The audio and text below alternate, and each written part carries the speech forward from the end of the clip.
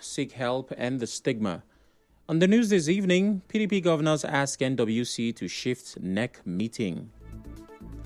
Experts blame weak opposition as NLC plans protest against telecom tariff increase.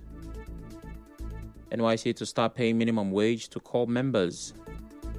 And on the foreign scene, Uganda's top court bans military prosecution of civilians. I'm Sam Chinedu, and the news continues after the break.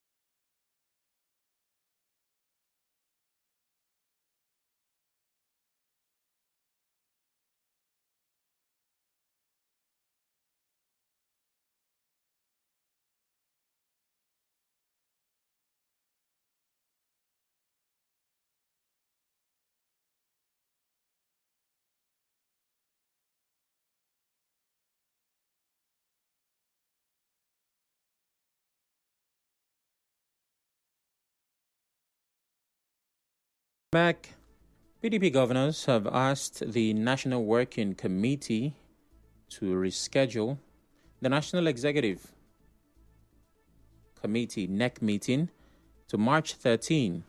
The resolution is contained in a communique issued today after a meeting in Asaba, Delta State. The forum also noted the ongoing effort at resolving the crisis in the National Working Committee, NWC, on the position of the National Secretary, and reaffirmed its support for the Court of Appeal judgment. It advised the NWC to set up the machinery for the effective implementation of the court judgment. On the State of the Nation, PDP governors maintained that the federal government's macroeconomic policies have caused significant hardship and suffering within the country and urged the federal government to review the policies. It, however, commended governors of member states for pursuing policies and programs that not only improved the plight of the people, but were aimed at creating the foundation for sustainable development in their various states. Moving on, former Chairman Caretaker Committee of Kana Local Government, Marvin Yobana, has rejected the appointment as a member of the Kana Elders Council by the Chairman of Kana Local Government, Martins Wibo.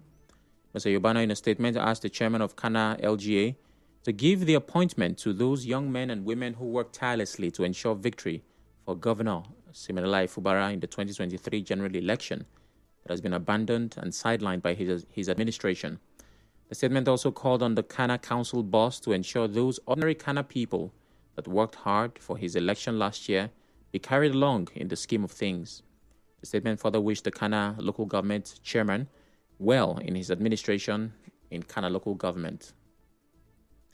In another development, the leader of the simplified movement in Okporowo, Ogbakiri, Goodluck Ndala, has congratulated the chairman of Emoha local government area, David Omereji, on his first 100 days in office.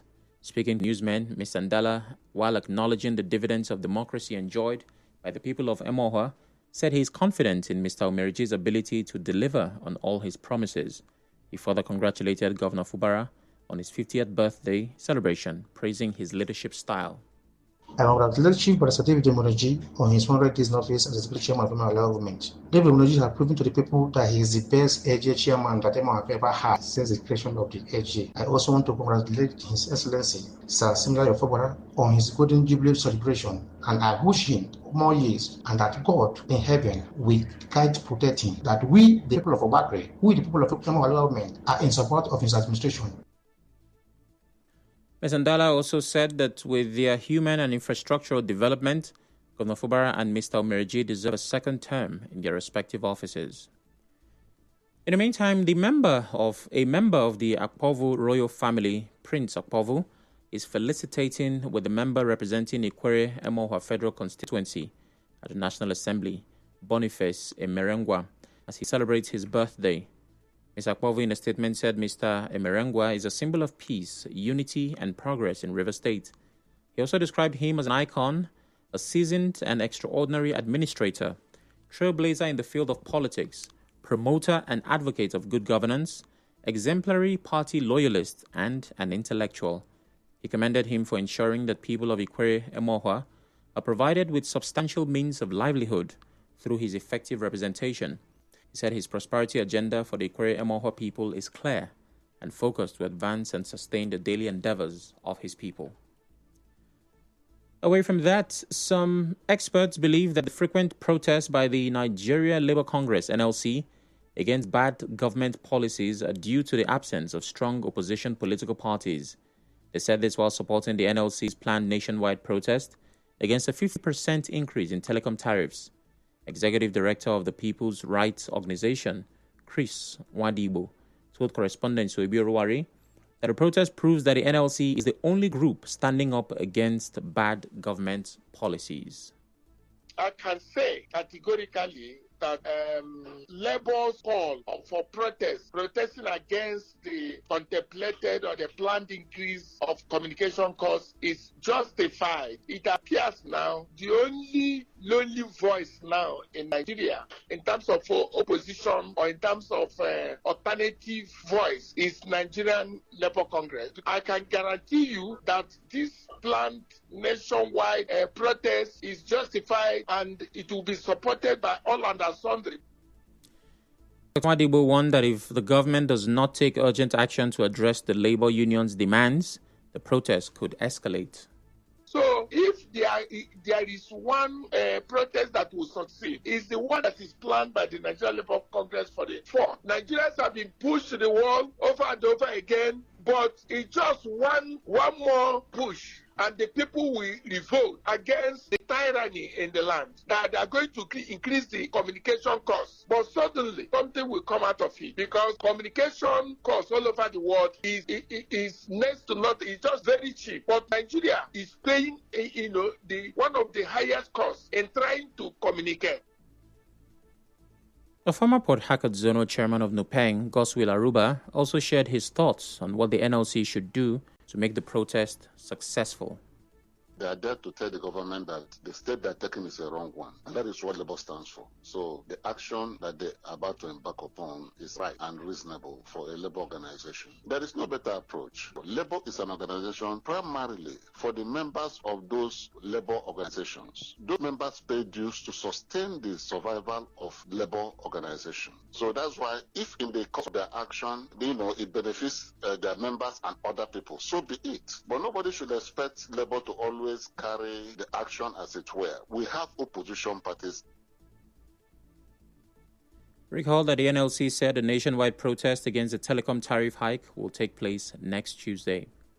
Still to come, NYSC to start paying minimum wage to core members. Stay tuned.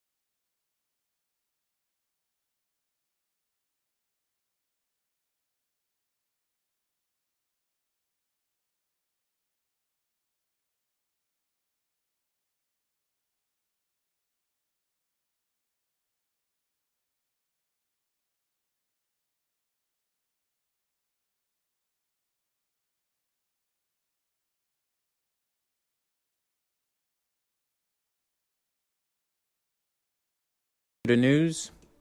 A youth leader in Rumuokrushi, Charles Buduziri Amadi, has commended the paramount ruler of Rumuokrushi Kingdom, King Simeon C. Wakoma, and the Rumuokrushi Traditional Rulers Council for restoring peace in the Rumuokrushi Youth Association and giving leadership of RYA back to Rumu Wokerebe community.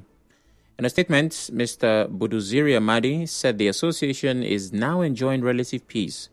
He urged youths in the community to sustain the peaceful atmosphere and refrain from any actions that could lead to crisis or hinder development in Rumuokrushi.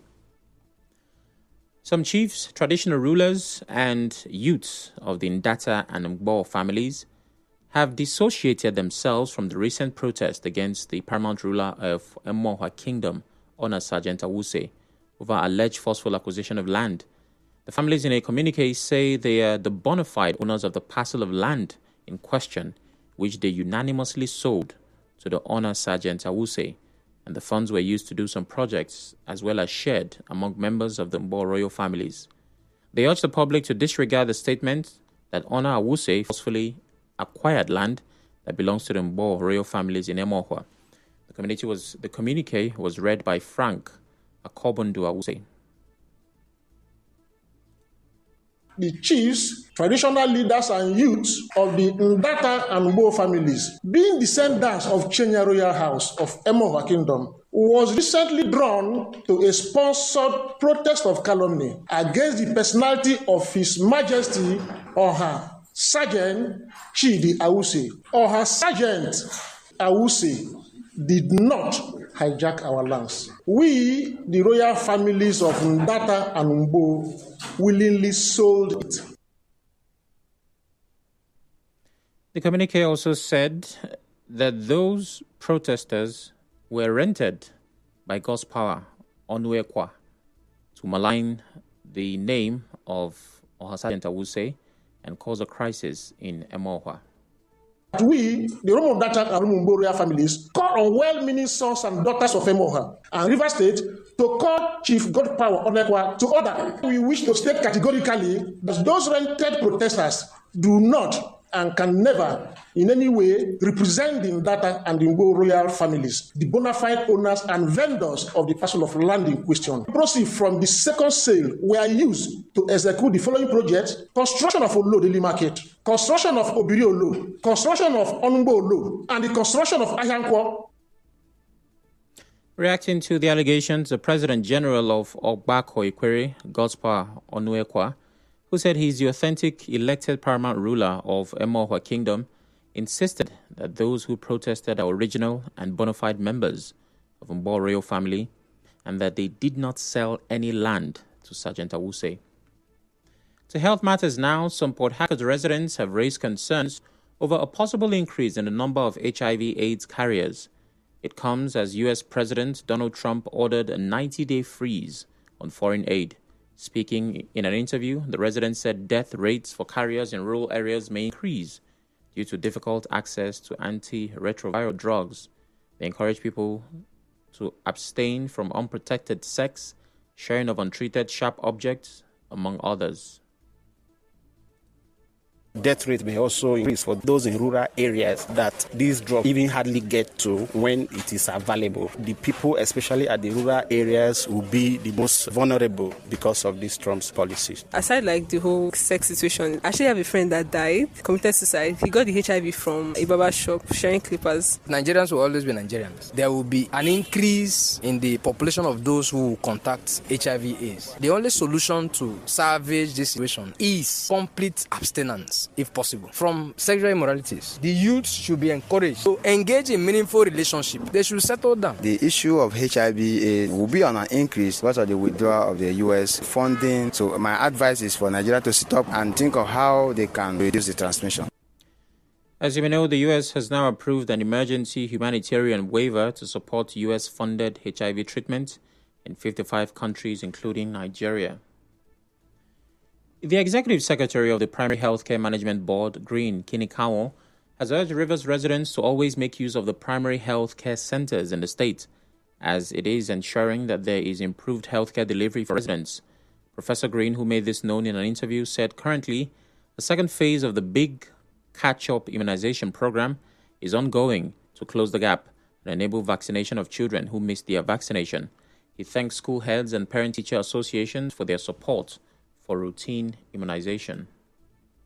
We know that routine immunization is a preventive strategy, especially for childhood illnesses and also prevention of cervical cancer in young adults. So for the big catch-up, we give an array of vaccinations to our children, and because these vaccines help in preventing vaccine-preventable diseases. The HPV vaccine is a vaccine that prevents cervical cancer and is given to girls between the ages of 9 to 14. We give 2 doses, and when the doses are complete, it helps to prevent cervical cancer. Professor Green also said Rivers State is currently the zonal champion in the Primary Healthcare Challenge, a competition supported by UNICEF and others. That Rivers State, we are called the current zonal champions in what we call the PHC Challenge. That's the Primary Healthcare Challenge, Leadership Challenge. That is a program that is sponsored by UNICEF, Bill and Melinda Gates Foundation, and then Aliko Dangote Foundation. So amongst the 6 states in the South, we came first in primary healthcare services. Professor Green also said the Primary Healthcare Management Board is doing routine management supervision, and where challenges are spotted, it will be fixed immediately. He said there are plans to visit all local government areas in order to improve healthcare delivery indices in the state. In other news, the Director General of the National Youth Service Corps, NYSC, Brigadier General Yushal Ahmed, says payment of 77,000 naira to corps members will begin in February. The NYSC DG said this while speaking to the 2024 Batch C Stream 2 corps members in Katsina. The news continues after the break.